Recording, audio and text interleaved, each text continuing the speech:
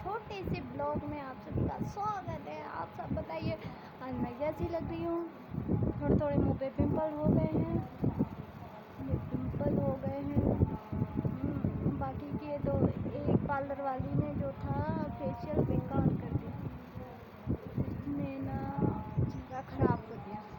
बाकी आप बताइए कैसे ठीक ठाक होंगे, अपने काम में व्यस्त होंगे, सब अच्छे होंगे, सबकी फैमिली अच्छी होगी।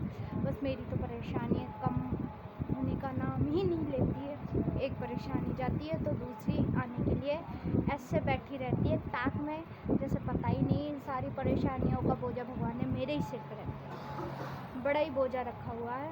मैं तो बड़ी दुखी हूँ, बड़ी परेशान हूँ। पेमेंट कोई आ नहीं रही है अभी, बस ऐसे चल रहा है कोई काम। पेमेंट आने का कोई नाम ही नहीं ले रहा। बाकी का काम सारा ऐसे ही पड़ा है। मलबा अलवा तो मैंने हटवा दिया था, मलबा हटवा दिया। बाकी की ज़िंदगी ऐसी चल रही है, परेशान हूँ बस, और कुछ नहीं। कहते हैं परेशानी दिखाई नहीं देती है, खुशियाँ दिखाई देती हैं। परेशानी बिल्कुल दिखाई नहीं देती, खुशियाँ दिखाई देती हैं। चेहरा बिल्कुल डाउन हो गया, ये पता नहीं क्या हो गया मेरे चेहरे पे, समझ नहीं आता। परेशानियों की घड़ी है। खुशी आती है जब सबको दिखाई देती है, हम भी बहुत खुश होते हैं, और जब परेशानियाँ आती हैं तो चेहरा मुरझाया होता है, परेशानियाँ नज़र आती हैं। बस हमारी बात सुनने के लिए कोई आसपास रहता नहीं है। खुशियों में तो सब बड़ी दूर दूर से आते हैं क्योंकि खुशियाँ होती हैं। परेशानी में कोई किसी के पास नहीं आता है, ना ही जाता है।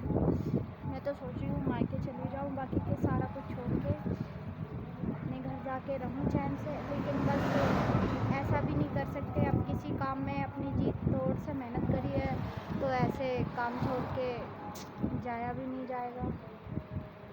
बस चलो देखते हैं क्या होता है, समझ में नहीं आ रहा करे तो करे क्या।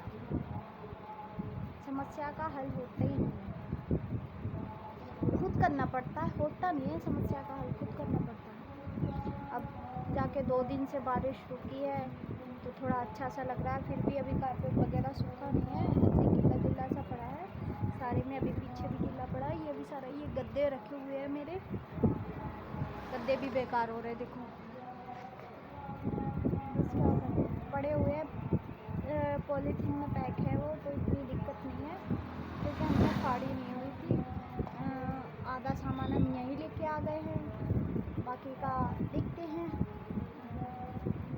वो जो आपको कुछ दिन पहले मैंने बताया था कि तैयार हो रहा है, वो अगर तैयार हो गया होगा तो ठीक है, वरना फिर और कहीं देखते हैं। बड़ी परेशानी है, अगर पीछे कोई रहता है तो इतनी परेशानी समझ में नहीं आती।